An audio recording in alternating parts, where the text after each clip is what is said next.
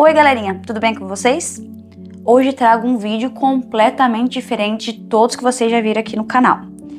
Hoje vou falar sobre uma história extremamente emocionante que vai mudar a vida de vocês.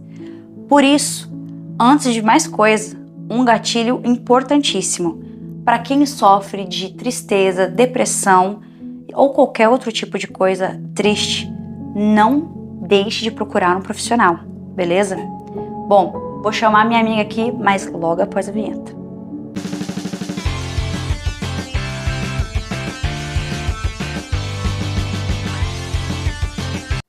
Bom, eu trouxe aqui minha amiga Vanessa. Ei, tudo bom? Tudo bom? Ela vai contar pra gente aqui a história. Então, como é que é? Conta aí pra gente. Oi, gente, tudo bem? Ei, Colorado, tudo bem? Então, meu nome é Vanessa, eu tenho 29 anos, tem uns 20 anos que eu moro na Inglaterra e tem uns 15 anos que a gente já se conhece, eu e a Kelohá. E daí eu vim aqui hoje pra contar um pouquinho da minha história pra vocês. E é isso, vamos lá! Se estiver triste, não fique! A gente promete tentar não chorar. A gente vai tentar não chorar, mas não prometo muita coisa. Então, uma coisa que todo mundo quer saber, como é que foi a sua vida aqui na Inglaterra? Você quer compartilhar um pouco com a gente? Como tudo começou a história? Sim, claro.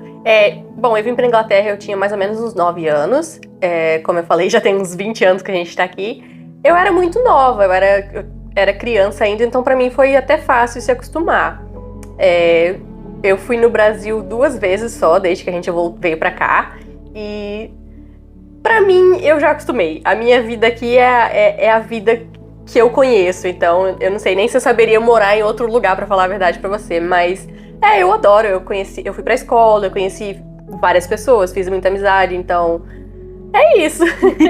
Pra mim foi muito bom, eu sempre gostei. E por trás dessa história, desse tempo de vida que você tá aqui já há uns 20 anos? 20 anos, por aí, por né? aí. O que tem por trás dessa história? Conta pra gente o que aconteceu tudo nesse meio tempo. Então, em 2016, eu sofri um pequeno derrame. Nem muita gente não sabe. Eu conheço muita gente, mas muita gente não sabe da minha história, na verdade, porque foi uma coisa que a gente passou muito privada, eu e minha família. Eu tive um pequeno derrame e no próprio hospital eles descobriram que eu tinha um problema de coração. Daí, desse dia, eu fui mandada para um especialista e aí a gente começou a investigar o que eu tinha ou o que eu não tinha. Sim. E eu tinha coisa, viu, gente? Eu tinha coisa. E foi isso. Daí eu fui pro especialista e no especialista ele descobriu que eu tinha nascido com um problema de coração, uma doença cardíaca, porém já estava num estágio muito avançado. E por estar no estágio muito avançado, ele disse que eu tinha só 5 anos de vida, porque o meu coração já estava muito grande e eu já tinha passado os 23 anos da minha vida com essa doença, então ele me deu 5 anos de vida naquele dia, em 2016. Poxa, e como é que você recebeu essa notícia quando o médico te disse que você tinha apenas mais 5 anos de vida? Como é que ficou sua cabeça naquele momento? Pois não foi fácil.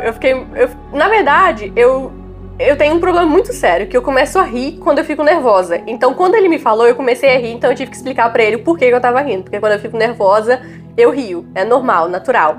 E daí, quando passou, que eu entrei no ônibus e eu decidi ir pra casa e eu tava com aquela notícia, eu fiquei pensando, o que eu vou fazer agora? Como é que eu vou contar pra minha família? O que eu vou contar pra minha família? Eu vou chegar pros meus pais e como que eu dou essa notícia, sabe? E o que eu vou fazer da minha vida? Eu tenho 5 anos e eu vou morrer? Como que eu vou morrer? Gente, impossível.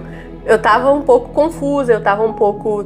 Óbvio que eu tava triste, porém, ao mesmo tempo, naquele momento eu decidi tomar uma decisão. E no próprio ônibus eu decidi que eu não ia contar pros meus pais sobre os 5 anos de vida, porque eu não achei que eu queria colocar eles nessa posição de... Eu acho que os meus pais lutaram tanto, como quase todos os pais imigrantes, né? Lutam tanto pra dar uma vida melhor pra gente. E eu fiquei com medo de contar pra eles, né? Porque eu não queria fazer eles sofrerem. Daí eu decidi não contar que eu ia morrer. Óbvio que eu contei do problema do coração, também, né? Mas... não vou, mas... eu decidi que eu queria realizar os sonhos da minha mãe, os sonhos do meu pai. Eu queria ir pra faculdade, eu queria casar, eu queria construir a minha vida, por mais que eu fosse morrer, eu queria deixar lembranças boas e queria deixar momentos bons pra trás. Eu não queria morrer com rancor, com receios, com tristeza. Eu queria ter uma morte feliz, vamos colocar desse jeito. Sim. E foi isso que eu fiz. Eu decidi naquele momento aplicar pra faculdade, tanto que eu cheguei em casa à noite, eu fiz a aplicação pra faculdade e foi assim, a minha vida virou uma loucura daí pra frente. Uma coisa que eu queria entrar aqui num assunto aqui, uma pergunta aqui, uma curiosidade. Assim que o médico te falou o problema que você tinha, ele deu um diagnóstico, no caso da primeira vez não foi um diagnóstico, disse que você tinha um problema. Ele te disse em algum momento que tinha algum tratamento ou simplesmente só te falou que você tinha 5 anos a partir dali pra frente? Então, não, ele não me deu um tratamento de cara. Ele falou que ia me enviar para um especialista, tanto que eu fui enviada para o hospital de Windenshaw, que é o hospital do norte da Inglaterra, que cuida mesmo de problemas de coração. E ele não me deu um diagnóstico completo. Ele falou, você tem isso e o seu coração tá nesse estágio. Porque como eu já tinha 23 anos e eu já tinha 23 anos e eu já tinha passado a vida inteira com a doença, o meu coração já tava muito grande comparado a um coração normal. E a válvula do meu coração já não funcionava mais. E o que ele falou? Vou te dar esse tanto de remédio, que eram 8, eu tomava 8 remédios de café da manhã. Nossa. Esse tanto de remédio que um é pra afinar não sei o que, outro é pra pressão, um é pra afinar o sangue, outro pra isso, pra aquilo. Várias coisas. E além disso também o do remédio de ferro e tudo mais. Bom, era assim um café da manhã completo. E daí eu fui pro hospital de Windenshaw. Na verdade, ele falou esses 5 anos e ele disse que eles iam ficar de olho no hospital de Windenshaw, eles iam poder decidir o que fazer e eles iam ficar de olho, mas que o meu coração podia parar a qualquer hora. Como eu já estava num estágio muito avançado, o meu coração estava a ponto de parar. E ele podia parar realmente de uma hora para outra, eu podia sofrer uma parada cardíaca e realmente morrer. Então, os 5 anos foi, eu não vou passar dos 5 anos porque o meu coração não vai aguentar passar dos 5 anos da maneira que tá. E foi isso. E, bom, eu fui caminhada para o hospital de Windenshaw, porém eu tive um pequeno problema nesse meio tempo. Trocaram supostamente o staff do hospital, os trabalhadores do hospital trocou a equipe, trocou as enfermeiras e tudo mais. E a minha pasta que tinha sido enviada para lá nunca foi tocada. Então eu fiquei assim 1 ano esperando o Windenshaw entrar em contato comigo e o hospital nunca entrou em contato comigo. Então foi difícil. Você entendeu por quê, o que tá acontecendo, né? Exatamente. Daí eu entrei em contato com o médico que tinha me falado que ia me enviar para o Windenshaw primeiro. E daí ele mesmo resolveu correr atrás pessoalmente. Acabou que descobriu que foi isso tudo aí. Então, quando eles marcaram a minha consulta, só havia consulta para daqui 6 meses. Então eu fiquei 1 ano e 6 meses esperando. Se eu não me engano, por aí já estava entrando 2018, ou já tinha entrado em 2018. Não lembro de datas específicas, então provavelmente as minhas datas não vão bater uma com a outra, porque eu não lembro muito bem. Mas foi por aí, em 2018, que foi quando eu fui ver o médico do hospital de Windenshaw. Aí uma pergunta que eu queria te fazer, uma curiosidade. Como é que ficou o seu pessoal depois de tanta coisa que você estava passando, depois de tanta mudança e algo tão rápido? Assim, como é que ficou o seu interior, o seu pensamento? Como é que ficou tudo? Explica pra gente. Então, não foi fácil. Foi muito difícil porque como eu tinha tomado a decisão de não contar pros meus pais sobre a questão da morte em si, eu guardei muita coisa pra mim. Eu senti que eu não podia, não que eu não podia dividir, mas eu senti que eu não tinha coragem de dividir isso com a minha família. Então acabou que foi pesando nas minhas costas. O que aconteceu? Eu comecei a fazer minha faculdade, eu fazia faculdade full time, trabalhava full time, a minha vida virou uma loucura. E ao mesmo tempo eu queria passar tempo com a minha família, eu queria aproveitar a minha família, eu queria deixar lembranças boas, sabe? Eu queria poder ficar bem, porque se eu morresse, eu estava bem. Que esse processo de estar morrendo, ou o processo de saber que você tem uma data, ou que você pode morrer a qualquer momento, todo mundo sabe que a gente pode morrer a qualquer momento, mas quando eles te dão essa data, fica um pouco mais difícil de lidar na cabeça. Com certeza.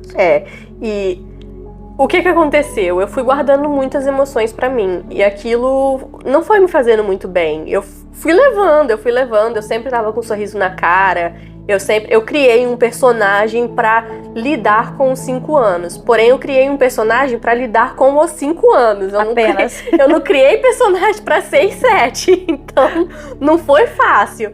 Aí eu tava com um pouquinho de depressão, só que eu ainda assim não procurei ajuda porque eu achava, tudo bem, eu vou morrer mesmo, então vai passar, eu vou levando.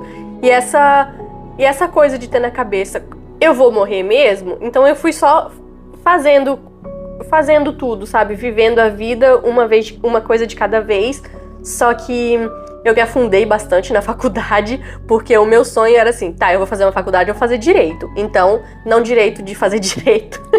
Fazer direito Porque eu fiz criminologia, mas eu fiz a faculdade de direito. Falei, não, eu quero passar com a nota mais alta, eu vou dar o meu melhor. Eu queria poder, sabe, eu tinha o sonho da minha mãe estar ali quando eu me formasse, o meu pai estar ali quando eu me formasse, que eu acho que é o sonho de todos os pais imigrantes, né? Eu acho que eu já comentei até os sonhos dos pais imigrantes de dar uma vida melhor pro filho. E eu queria conquistar esses sonhos e realizar esses sonhos.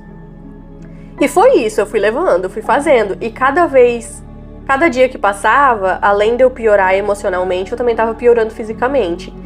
Primeiro porque eu engordei muito, eu comecei a reter muito líquido, então eu engordei em uns 20 quilos. Se bem que eu pesava 48 quilos, então, mas mesmo assim eu engordei bastante. Então, pra mim foi diferente e foi difícil também, porque eu tava lidando com o morrer, tava lidando com a mudança de corpo, tava lidando com a idade, porque passou dos 27, 28, a gente começa já a ficar um pouquinho, não sei você, mas a gente começa a ficar um pouquinho, né? Muda tudo. E assim, foram muitas coisas que eu estava lidando ao mesmo tempo. E eu não procurei ajuda que eu achava necessário procurar. Hoje eu paro e eu penso que eu não devia ter passado por isso tudo sozinha. Por mais que eu passei junto com meu marido, eu acho que era uma batalha em família que a gente podia ter passado junto em família.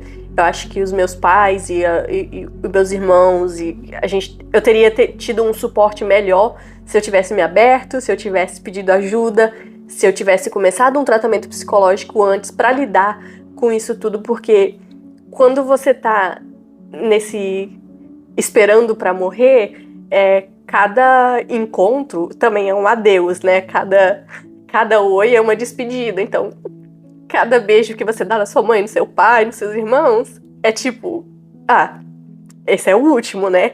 Então, eu acho que essa era a parte mais difícil. A parte mais difícil era tentar continuar seguindo a vida normalmente, porém saber que aqueles sonhos que você tinha talvez não poderiam se realizar, sabe?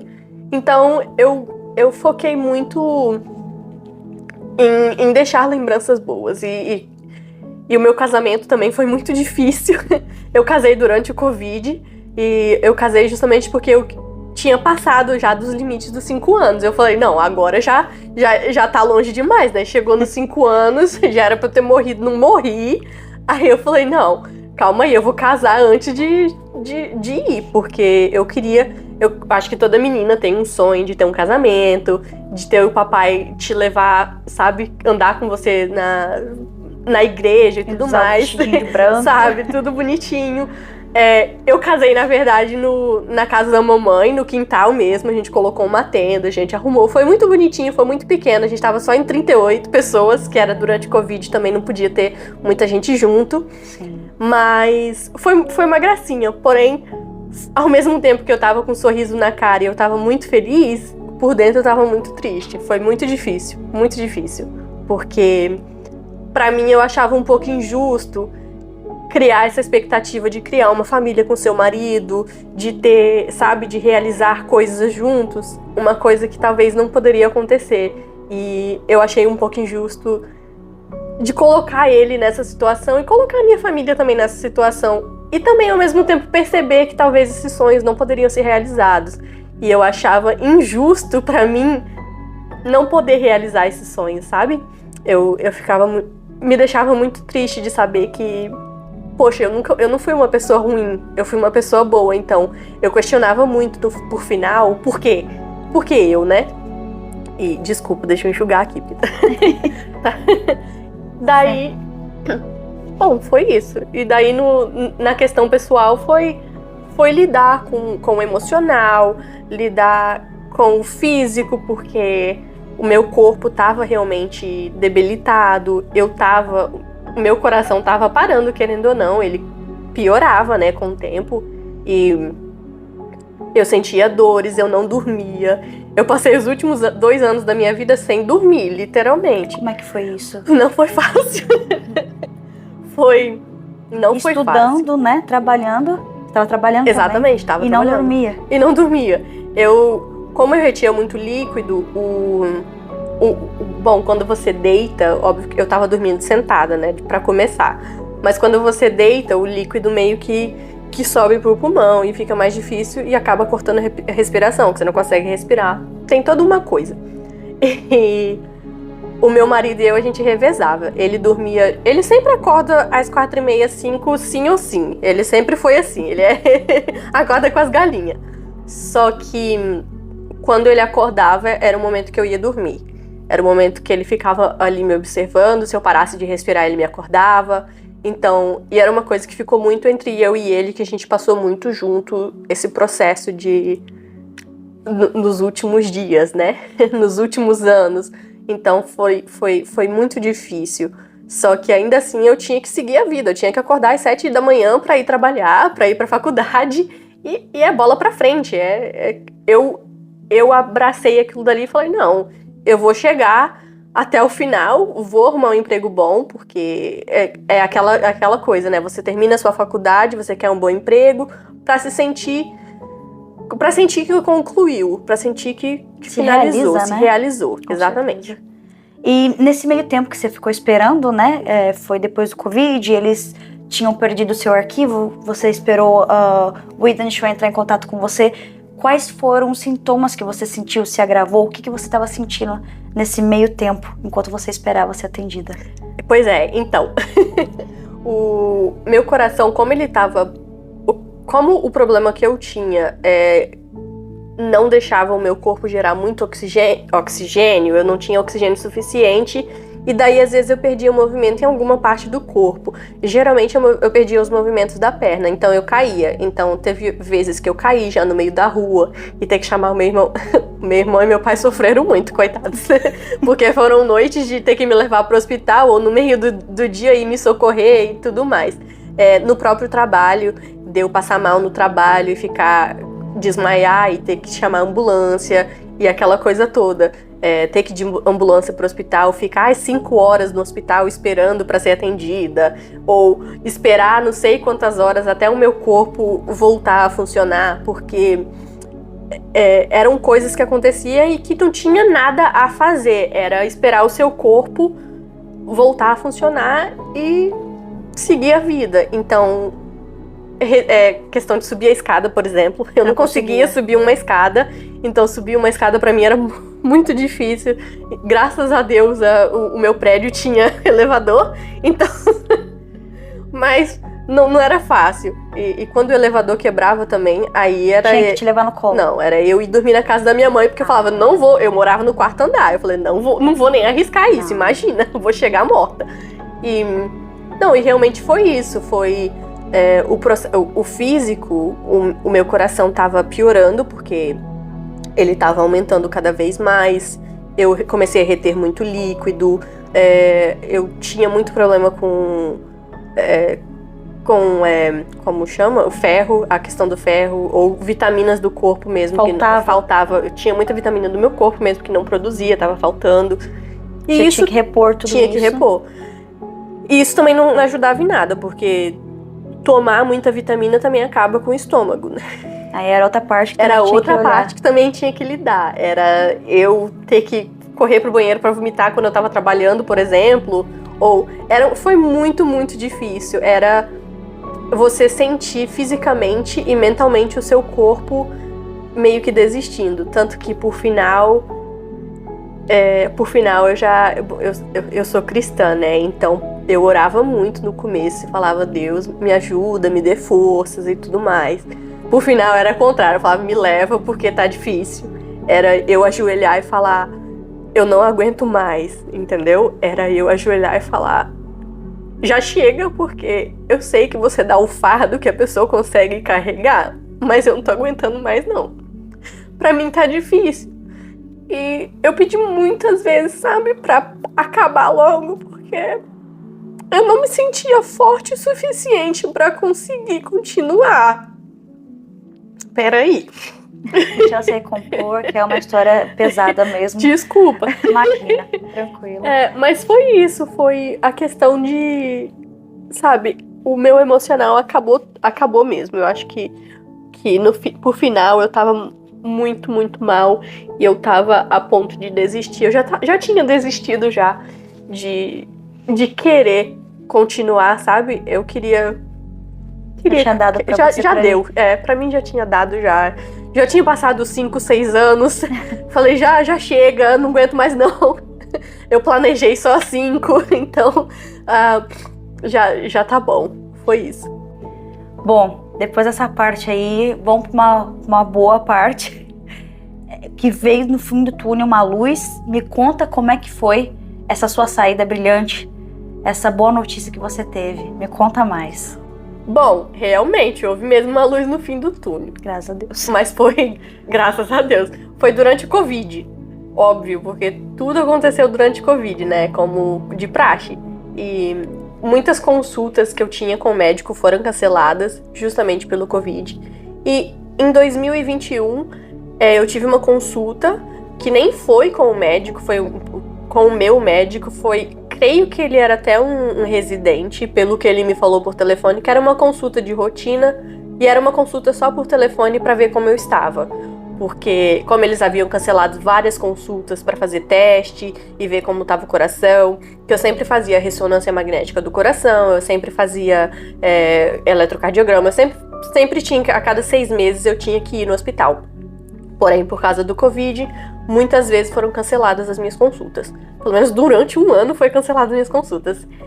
E foi assim, eu conversei com ele pelo telefone e eu falei como eu tava me sentindo. Eu falei, eu tô me sentindo dessa maneira, eu tô fraca, eu tô passando muito mal, eu tô gorda, não gorda, mas eu engordei em questão de eu estou retendo muito líquido, o GP mesmo já tinha me passado um remédio pra ajudar com isso, eu não durmo, eu falei tudo e eu falei que eu tava a ponto de desistir porque eu não tava me sentindo mais com esperanças.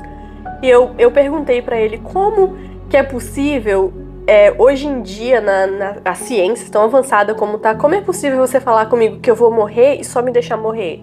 Por que você não me coloca numa lista pra trocar meu coração? Me faz um transplante, me dá uma solução, eu preciso de uma solução, eu não quero mais viver dessa forma. E ele virou pra mim e falou, Vanessa, eu não acho que você tem só isso.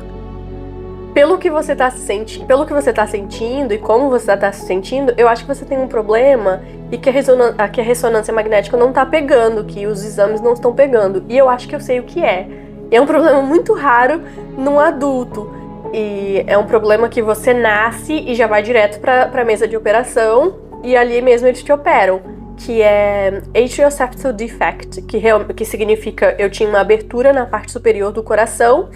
E ao mesmo tempo que eu tinha essa abertura no coração, eu tinha uma veia pulmonar que era ligada do lado completamente contrário do meu coração. Então, tava tudo indo, eu tinha muito sangue jorrando pro lado direito do meu coração, muito sangue oxigenado e desoxigenado se misturando e só tava piorando, porque o meu coração já não tava mais aguentando, né? Sim. Então, o que aconteceu? A gente fez um teste, ele falou, eu vou pedir um exame, que é uma câmera que eles vão introduzir pela garganta, que ela vai ser colocada por trás do coração e tirar umas fotos do coração, pra eu ter certeza se é isso que você tem. Dito e feito. O exame durou 15 minutos. Você acordada? Não, dormindo. Não, dormindo. Eu fui anestesiada. Sim. E eles colocaram a câmera e tudo mais.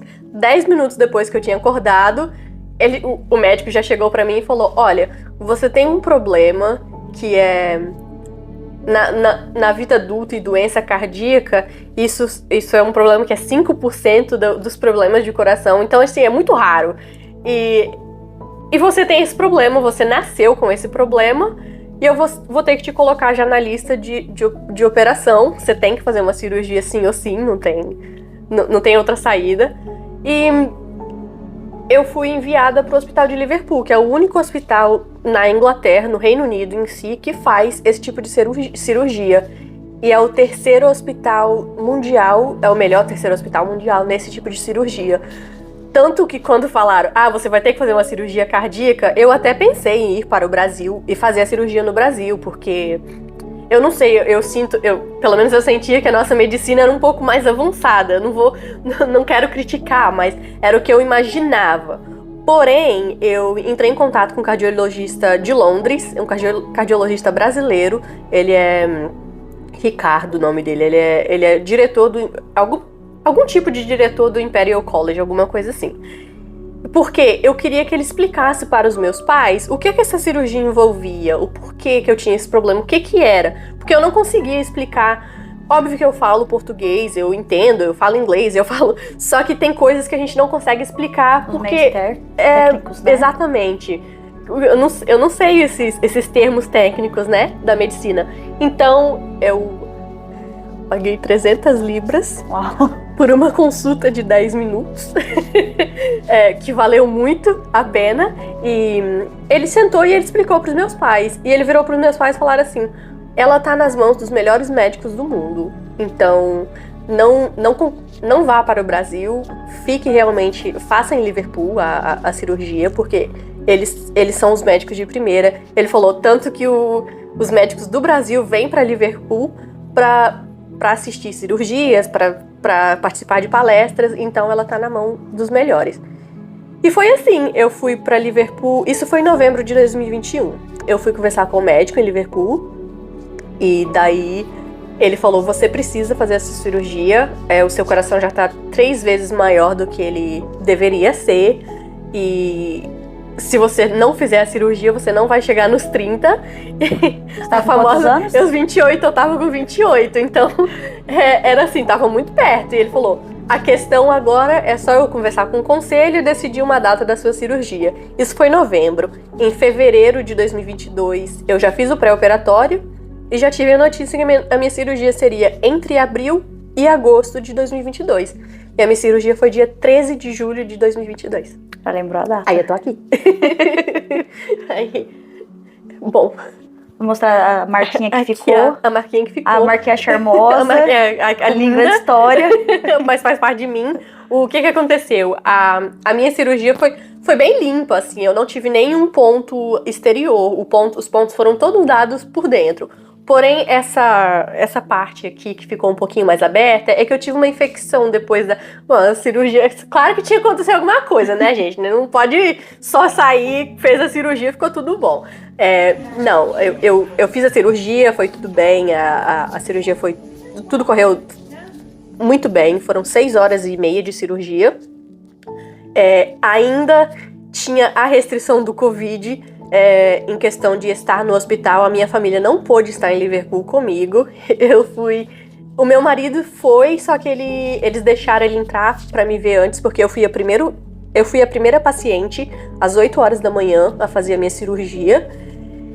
E eu não podia ter a família lá comigo. Então foi outra parte que foi muito difícil. Meu marido foi pra lá sozinho, porque eu ia sair da cirurgia e ir direto pra UTI. Eles não iam poder me ver até o dia seguinte. Eu ia ficar 10 dias no hospital. Então, eles ficaram aqui em casa, fizeram um grande churrasco, juntaram a família toda e só tava esperando notícia boa. Porque meu pai falou assim: não vai ter notícia ruim, vai ter notícia boa, então a gente vai fazer um churrasco pra comemorar. E fizeram, tá? Fizeram um churrasco com todo mundo. E ficou eu e meu marido lá em Liverpool. Tadinho, meu marido nem podia ficar dentro do hospital, ele ficou vagando pelo hospital, tomando um café na cafeteria e tudo mais. E foi incrível, porque depois da minha cirurgia, eu acabei a cirurgia, era umas 2 horas da tarde, se eu não me engano, por aí. Óbvio que eu não me lembro do horário, mas é o que me falaram. E eles ligaram pro meu marido, falaram que tinha ido tudo bem, que ele podia já entrar em 1 hora ele podia entrar pra me ver. E não era o que a gente tava esperando, né? A gente não tava esperando receber visita no mesmo dia. Então eu lembro que eu acordei. Como é que foi isso? Foi interessante, porque óbvio, né, que eu tava anestesiada, então óbvio que eu não vou lembrar do processo. Então eu só lembro de sair de manhã pra ir pra cirurgia. Não conseguiram achar minha veia de jeito nenhum, então tiveram que colocar. Tanto que parece que a veia vai aqui na parte do cotovelo, só que tiveram que colocar na minha mão, porque, né, eu não sou tão fácil assim também, né? Não ia deixar. Dificultou pros médicos. Eu queria dificultar também, deixar marcado lá. E aí eles não conseguiam achar a veia do meu braço, tiveram que colocar na veia da mão. Eu também não ia deixar tudo tão fácil, né? E foi isso. Eu só lembro de acordar com o famoso tubo na garganta. Eu ainda não tava conseguindo respirar e tudo mais. Eu tava tomando um tanto de morfina que o meu marido falou que era... Eles vinham e toda hora aumentava a dosezinha de morfina. Morfina, insulina, tudo. Ele falou que eu tava super, sabe, voando nas nuvens. Pra mim, eu tava muito feliz. E foi assim. E tá aí, eu acordei, o meu marido ali. E foi a recuperação. Daí pra frente, o processo de recuperação. Que ainda tô nele, tem 6 meses. Bem recente, né? Acabou de acontecer aí, 6 meses. Agora eu quero pros seus planos, depois pós-cirurgia. Meus planos pós-cirurgia.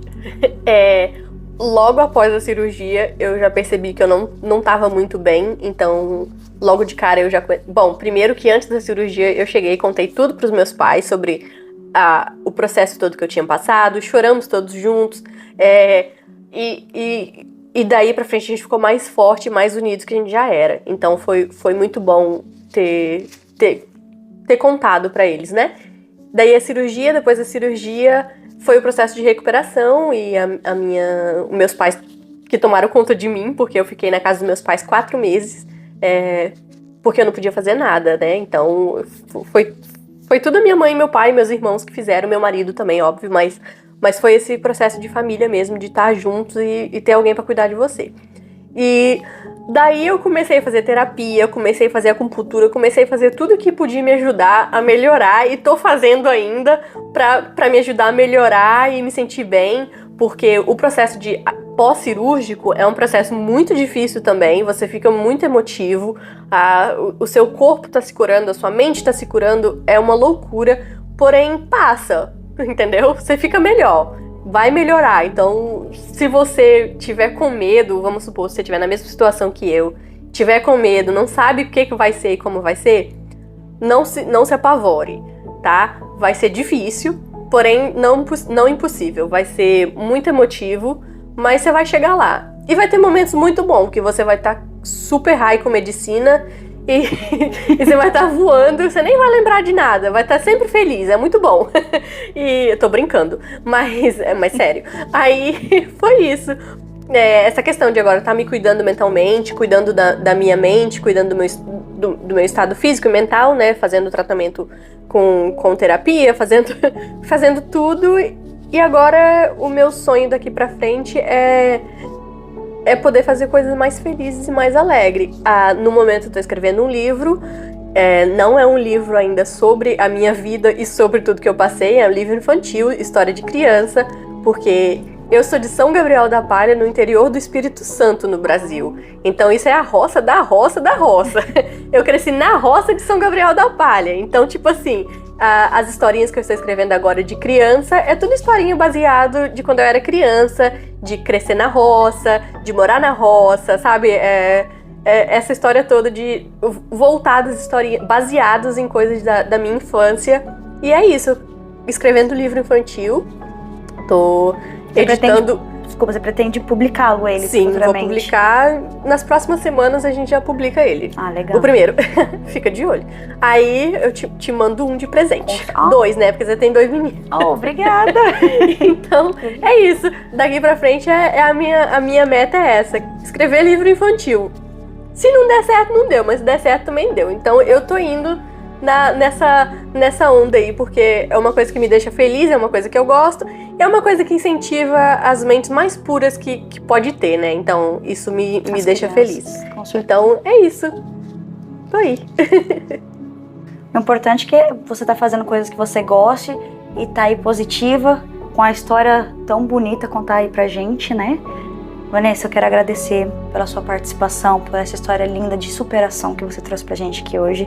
E eu quero só te fazer mais uma pergunta, só pra encerrar aqui. Qual que é o recado que você dá pra alguém que está passando por uma situação parecida? O que você tem pra falar pra eles? Então, primeiramente, muito obrigada por me ter aqui e por dividir minha história. Até então não tinha contado pra muita gente, como você sabe. E eu acho que o mais importante é pedir ajuda. Se você tá passando por um momento difícil, não ache que você deve passar por isso sozinha, que você aguenta porque você é forte. Porque por mais que você seja forte, é tão mais gostoso passar por isso junto e ter um apoio familiar. Se você não tiver um apoio familiar, ter um apoio psicológico, procura um psicólogo, procura conversar, procura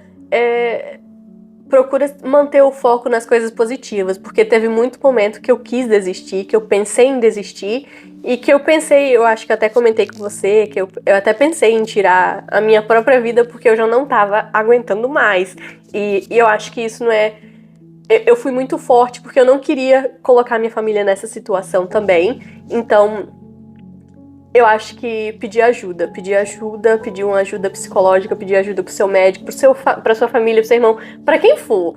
Até pra um estranho na internet que seja pra você conversar. Arruma um amigo ou alguém pra você conversar. Eu acho que é o mais importante, é cuidar da sua mente e pensar nas coisas positivas da vida. Porque quanto mais eles te falarem que não vai dar, corre atrás, que pode ser que dá sim.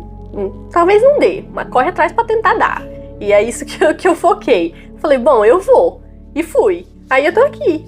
Então esse é o recado que a Vanessa que deixa pra vocês. Se alguém estiver passando por uma situação parecida, esteja triste ou seja a perda de alguém da família, esse é o recado que ela tem pra dar.